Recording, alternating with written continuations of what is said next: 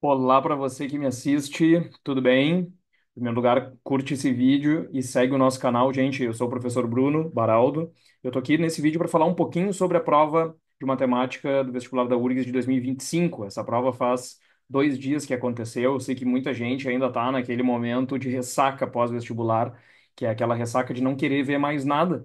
Mas sei que muita gente também está interessado em ver as resoluções e ver o que que errou e o que que poderia ter feito. Então, na verdade, o meu objetivo nesse vídeo é mostrar o que que eu pensei em cada questão, como é que eu resolvi. Eu não quis mexer nas questões, eu simplesmente deixei a resolução como eu fiz da primeira vez. Isso é legal porque depois a gente descobre outras maneiras, tem outras maneiras de fazer as questões e sei que outros colegas, outros professores e professoras e alunas fizeram essas questões de outro jeito, de outros jeitos, mas o objetivo aqui é mostrar como é que eu fiz, compartilhar com vocês as minhas ideias dessa prova de matemática, beleza? Então são 15 questões, as resoluções aqui já estão feitas, eu vou mostrar comentando com vocês cada uma delas, tá? Então a primeira delas, a primeira questão é uma questão de soma infinita da PG. Aliás, isso aqui foi uma das coisas que eu apostei no nosso bolão pré-URGS, né? Que ia aparecer, não era difícil de imaginar.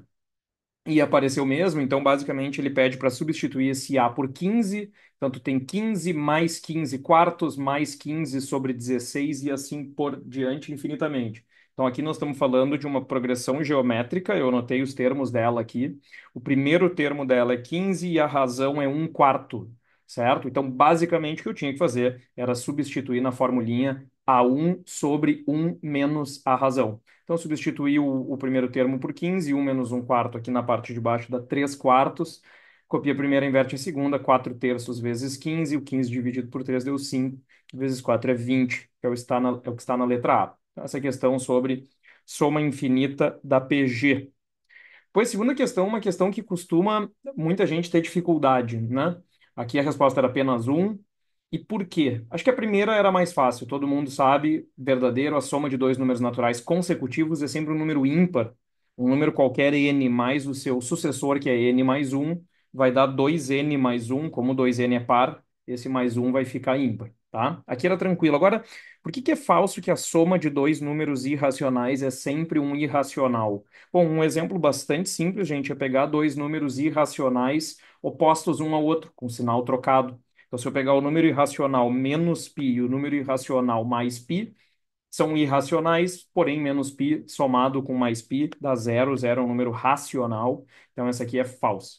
Depois, a segunda, se A é maior que um, qualquer número da forma um sobre A na n vai ficar entre zero e um. Como ele está falando que o n é um número inteiro e não necessariamente um número natural, gente, significa que o n pode ser negativo. Então, o que tu tinha que lembrar aqui era de substituir o n por um número negativo. Se eu trocasse o n, por exemplo, por menos um, troquei o A por 2. Esse um sobre 2 na menos um, o número negativo inverte a fração e acaba ficando 2, que é maior do que um e não menor do que um, como dizia na afirmativa. Portanto, também é falso. Portanto, letra A, apenas um. Beleza? Questão 63 é uma questão aqui que tu pode fazer pela soma e produto, ou tu pode fazer simplesmente calculando as raízes da equação do segundo grau. Então, ele deu a equação do segundo grau, x quadrado menos 5x mais 6. As raízes aqui seriam 2 e 3, e aí tu poderia substituir o a por 2 e o b por 3, né? Bem simples. Ou tu pode fazer por soma e produto, por quê? Porque se tu desenvolver esse um sobre a mais um sobre b, a soma dessas duas frações vai dar aquilo ali, ó, a mais b sobre ab. E aí o a mais b é justamente a soma das raízes, e o ab é justamente o produto das raízes. Então, se eu não achasse as raízes, quisesse fazer só pela soma e pelo produto, eu calculo a soma que dá 5 e o produto que dá 6. Então, substituindo por 5 e por 6 a soma e o produto, né? Ficou 2 sobre 5 sextos, também copia a primeira, inverte a segunda, deu 12 sobre 5, que é 2,4, que é a letra C. Beleza? Depois, a questão 64 é uma questão de polinômios que há muito tempo não aparecia, tratando especificamente do teorema do resto. Ele disse: n é maior que 1 é um número par, o resto da divisão do polinômio x na n menos x mais 2 por x menos 1 é qual? O que que o teorema do resto diz? Ele diz que sempre que eu quero fazer a divisão de um polinômio qualquer por um polinômio do primeiro grau, que é o caso aqui, porque isso aqui é x na 1, eu posso achar o resto de uma maneira bem simples. O que que a gente faz? A gente pega esse polinômio pelo qual eu estou querendo dividir e eu começo achando a raiz dele. Então, quem é a raiz do x menos um? Se eu igualar a zero, eu encontro que a raiz é um. E aí o que o teorema do resto diz é que eu posso pegar essa raiz e substituir no polinômio que eu estou dividindo. O resultado que eu encontrar desse valor numérico corresponde ao resto dessa divisão. Eu descubro isso sem precisar fazer a divisão como um todo, certo? Então, eu peguei esse x que vale um e substituí no lugar do x ali e ali. Ficou 1 na n menos um mais 2. E aí isso dá 2, que é o resto da divisão, que é o que está na letra C. É uma questão bem direta, porém bem específica. Depois, questão 65, uma questão de logaritmo bastante clássica, né? Assim, tem aparecido sempre essas propriedades dos logaritmos que eu deixei destacadas aqui. O que que eu fiz, gente? Eu comecei pegando os dois primeiros e separadamente olhei para os dois últimos. Por quê? Porque esse menos que está aqui no meio dos dois primeiros e o menos dos dois últimos, em ambos os casos, pode virar uma divisão, ó. Então, tu pega o log de 2024 menos o log de 202,4 e junta isso num log só, fazendo a divisão entre o 2024 e o 202,4. E a mesma coisa tu vai fazer com relação aos outros dois, certo? Esse sinal de mais aqui vai permanecer aqui no meio. Tranquilo? Bom, aí o que que eu tenho que enxergar? Que aqui dentro desse parênteses e aqui dentro desse parênteses, ambos dão 10. Portanto, a gente fica com log de 10 mais log de 10. Estamos falando de base 10, log de 10 na base 10, em cada caso vale 1 e 1 mais 1 dá 2, que é o que está na letra B de bola. Então, propriedade dos logaritmos, de novo aparecendo na prova da URGS. Bom, a 66 para mim é a primeira das questões mais difíceis. Uma das coisas que eu acho que foi mais ou menos unanimidade nessa prova é que as questões de geometria estavam mais puxadas, né? Dá para resolver de mais de um jeito. Eu sei que essa daqui tem um jeito mais curto do que esse que eu fiz, seria usando semelhança de triângulos.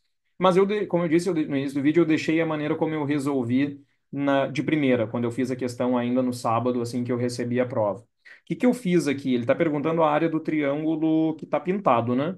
Gente, o que eu tenho que entender é que o triângulo esse que está pintado, que eu contornei de vermelho, é igual, é o mesmo triângulo que esse que está aqui em azul, que é a parte que dobrou. Então, a parte que estava esticada, digamos assim, veio aqui para dentro, o que quer dizer que esse triângulo azul e esse triângulo vermelho são iguais entre si. Então, a primeira coisa que eu percebi é que se isso daqui vale 6, ele diz isso no enunciado, essa mesma medida eu tenho que encontrar aqui no AD, ó. O AD é igual ao AF. Ambos valem 6. E esse pedacinho aqui é exatamente igual a esse pedacinho aqui. E aí eu chamei os dois de x, tá? É esse x que eu preciso encontrar para poder calcular a área, que a base eu já sei que é 6, certo? Daí o que que eu fiz? Para te resumir o meu raciocínio, eu comecei chamando esse pedaço aqui de y e olhei para o triângulo verde. Porque no triângulo verde eu sei que esse vale 4 e esse vale 6. Daí por Pitágoras, está aqui a conta, depois tu olha, eu encontrei que esse aqui vale 2 raiz de 5 por Pitágoras, tá? Se esse aqui vale 2 raiz de 5, esse pedacinho que sobrou aqui tem que ser 6, que era o lado inteiro, né? Menos aquele 2 raiz de 5. Aí deixei isso aqui anotado, 6 menos 2 raiz de 5. Depois, olhando na vertical, eu sei que tudo isso daqui vale 4. Como eu chamei a parte de cima de x, essa parte de baixo tem que ser 4 menos x. E aí, para terminar a questão, eu olho para esse triângulo ABE, que está aqui, ó, e aí vou fazer Pitágoras, porque eu sei agora que esse pedaço é 6 menos raiz de 5. Esse daqui é 4 menos x e esse daqui é x. Aí eu fiz o Pitágoras, x ao quadrado, 4 menos x ao quadrado e 6 menos 2 raiz de 5 ao quadrado. O cálculo está aqui em azul e encontrei então o x. Ele é 9 menos 3 raiz de 5. Lembrando que o x era a altura do triângulo, cuja base é 6. Portanto, eu fiz a área, base 6 vezes a altura, 9 menos 3 raiz de 5, sobre 2. 6 por 2 deu 13, e esse 3 faz o chuveirinho aqui. Fechamos em 27 menos 9 raiz de 5. Então, por triângulo retângulo não é tão difícil, mas tem que ter sim uma mãe aqui para colocar as letras, colocar o x, colocar o y em cada um dos seus lugares. Beleza? Então, essa daqui para mim é a primeira das questões mais difíceis mesmo da prova. Depois, a questão 67, uma questão de lei dos cossenos, ele nos dá um triângulo equilátero que vale 6. Como ele disse que esse pedacinho aqui é 2, o outro tem que ser 4. Ó. O D foi dito que é ponto médio, então é 13, 3. E aí, olhando para o triângulo que está contornado em roxo, a pergunta é qual é o perímetro dele. O perímetro tem que ser a soma dos três lados, e claramente o lado que está faltando eu descobri é o x, já que os outros dois eu sei que valem 3 e 4, certo? Claro que aí eu vou ter que usar aquele ângulo de 60, que é o ângulo do triângulo equilátero que a gente tem ali. Conclusão, com esse ângulo de 60, eu apliquei na lei dos cossenos. X quadrado, 3 quadrado, 4 ao quadrado, menos 2 vezes 3 vezes 4 vezes o cosseno de 60. Lembra que o cosseno de 60 é o mesmo que o seno do 30, que vale 1/2. Substituir por 1/2, 2 cancelou com 2. Ficamos com 9 mais 16, que é 25, menos 12 deu 13. Portanto, x vale raiz de 13. E se o x vale raiz de 13, então o perímetro tem que ser 3 mais 4, que é 7, mais o x que eu encontrei, mais raiz de 13. 7 mais raiz de 13 é a letra D, uma questão bem direta de lei dos cossenos. Muito bem, questão 68, seguindo na geometria. Aqui, de novo, não é uma questão difícil, mas tem que ter uma boa visualização geométrica. A pergunta da questão é, sabendo que o quadrado tinha lado, área, na verdade, igual a 64, qual é, então, a área do círculo? Claro que se a área do quadrado é 64, o lado dele vale 8. E aí, gente, o segredo aqui é perceber que o que tu precisa é encontrar o valor do raio. Só que aí eu coloquei o raio em duas posições. Eu marquei o centro do círculo aqui, ó. E aí isso daqui é o raio, só que essa medida aqui também é o raio, ligando o centro até aquele ponto A.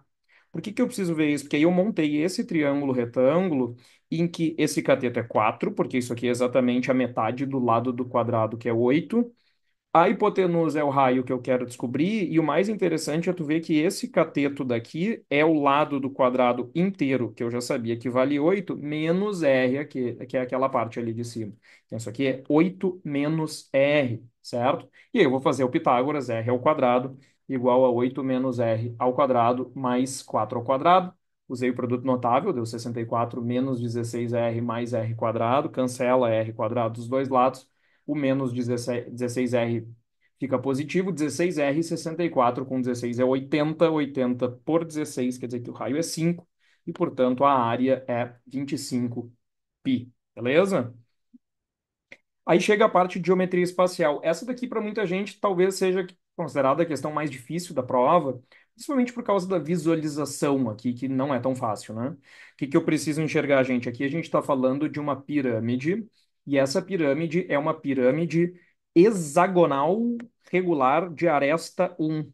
Hexagonal, porque a base dela é um hexágono, certo? E os lados são todos iguais. A pergunta é qual é o volume dessa pirâmide. Eu desenhei essa pirâmide aqui do lado para te lembrar que o volume de qualquer pirâmide é sempre área da base vezes a altura sobre 3. Tudo bem? Então são duas coisas que tu tem que te preocupar, em achar a área da base e achar a altura. Claro que para achar a área da base, eu preciso saber quem é o lado do hexágono. E aí, para achar o lado do hexágono, olha o que que eu fiz. Eu encontrei esse triângulo retângulo aqui, enxergando que cada um dos dois catetos é metade da aresta do cubo, que era 1, né? Então, cada cateto vale 1/2.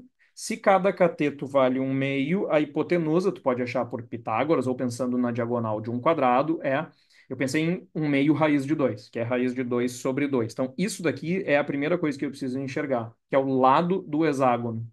Então, sabendo que o lado do hexágono é raiz de 2 sobre 2, daí eu já sei a área da base. 6 vezes esse lado ao quadrado, raiz de 3 sobre 4. Beleza? E aí o que nós chegamos aqui é 3 raiz de 3 sobre 4 como sendo a área da base. Agora, o mais legal, gente, é a altura. O que que eu preciso enxergar? Eu fiz um desenho aqui aproximado.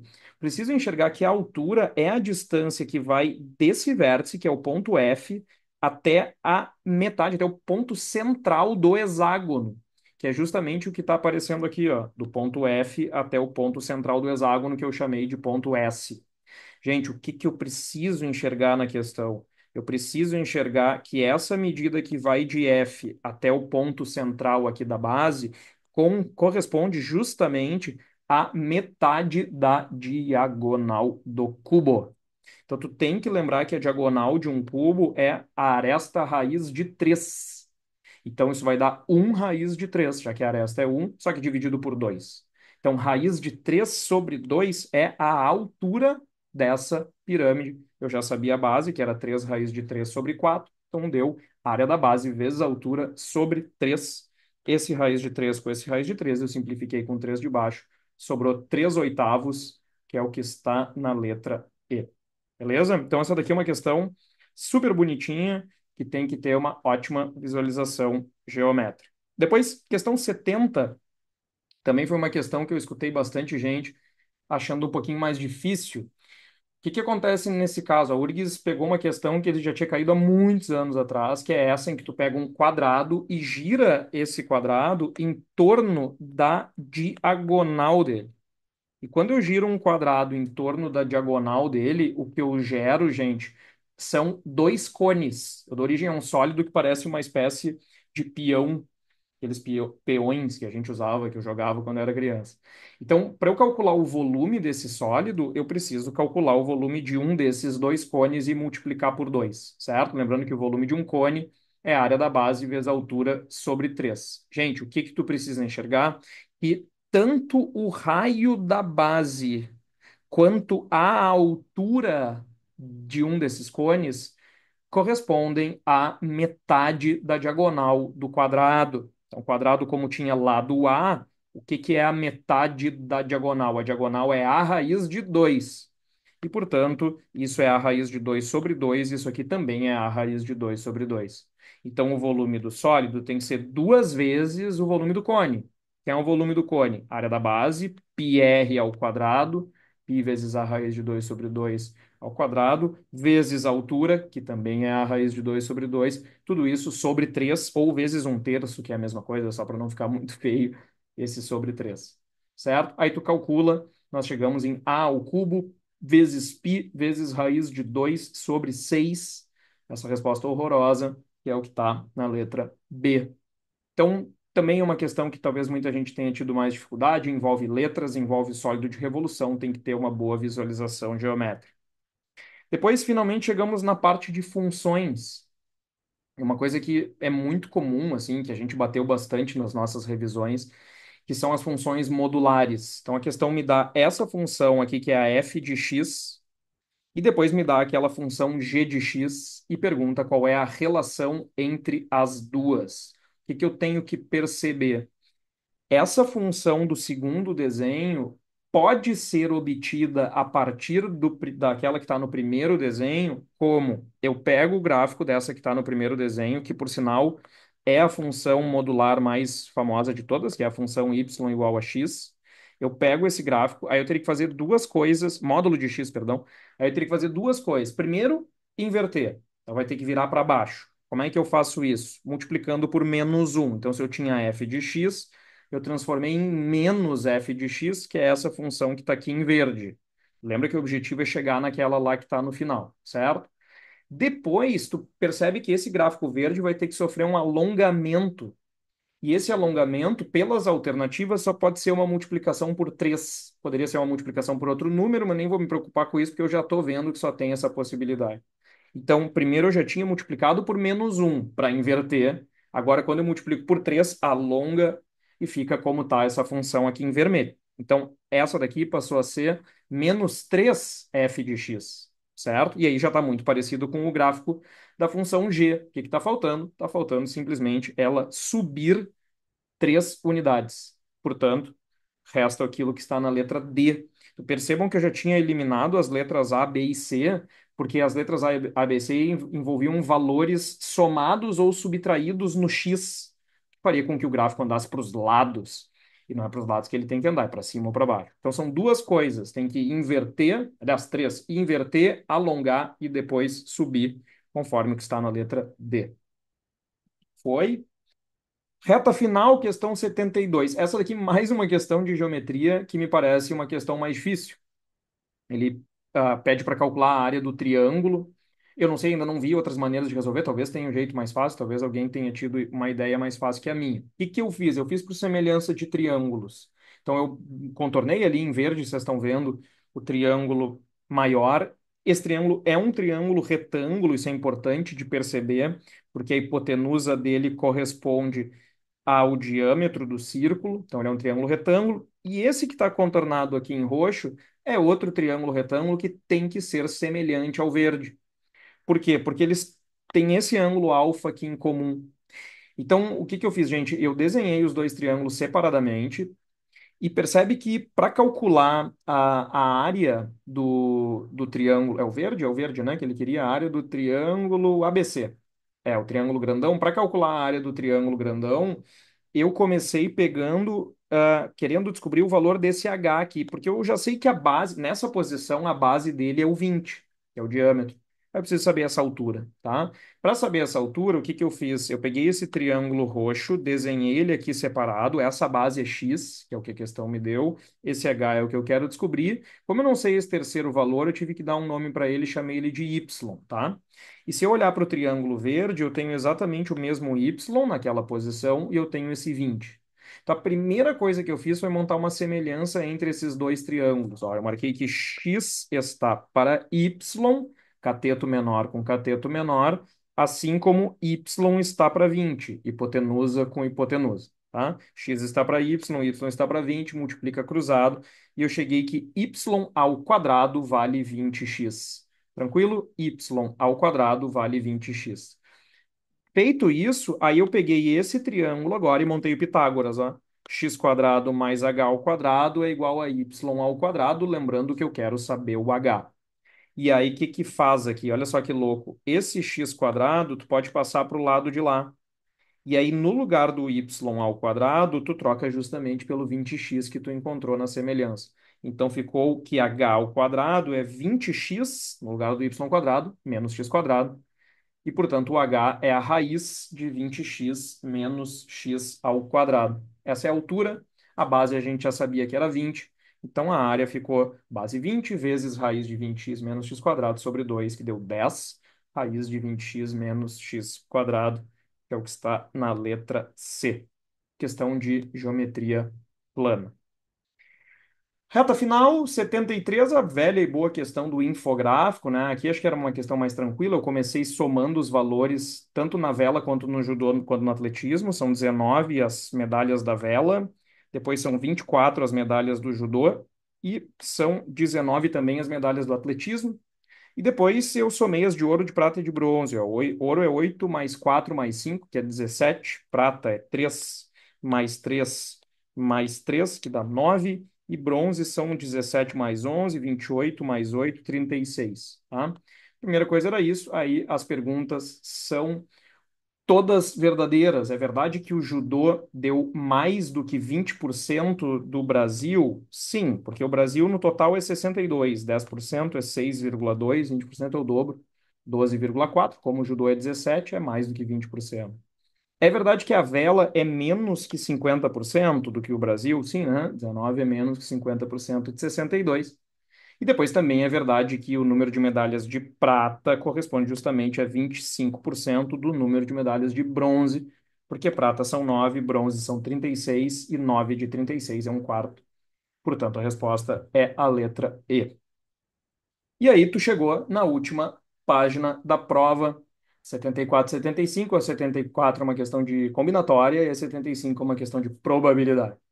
Na combinatória, tem um pega-ratão aqui, porque eles falam sobre os números de 1 a 9, não de 0 a 9. Eu sei que pode ter gente ter se atrapalhado aqui. De 1 a 9 são 9 números. A pergunta é quantos números com 4 algarismos distintos eu vou poder formar. Então, primeira coisa, desde sejam múltiplos de 5, né? Desde sejam múltiplos de 5. Primeira coisa, se tem que ser múltiplo de 5, tem que terminar com 5. Então, esse 5 está fixo no final. Sobram 3 vagas para serem preenchidas com qualquer ou quaisquer um dos 8 números que sobraram, tirando os 5 que eu não posso repetir porque tem que ser algarismos distintos. Aí eu poderia fazer o arranjo de 8 3 a 3 ou pelo princípio fundamental da contagem, são 8 vezes 7 vezes 6 opções, que dá 336, que é o que está na letra E. E por último, a velha e boa questão de combinatória, que aqui é uma questão, na verdade, que envolve também análise, desculpa, de probabilidade, mas que envolve análise combinatória, porque fala em anagramas, né? Então, pergunta, fazendo todos os anagramas da palavra Roma, com as letras da palavra Roma, qual é a probabilidade de eu acabar sorteando a palavra amor? Então, lembra que probabilidade são os casos favoráveis com relação ao total, né? Então, a primeira coisa é sempre calcular o total. O total aqui é o total de anagramas que dá para fazer com Roma. Roma tem 4 letras, nenhuma delas se repete. Então, uma permutação simples, permutação de 4 letras, 4 fatorial, que dá 24. Então, existem 24 anagramas da palavra Roma. Só que desses 24 anagramas, quantos deles são favoráveis? Bom, apenas um, que é a palavra que a questão pediu, que é amor, né?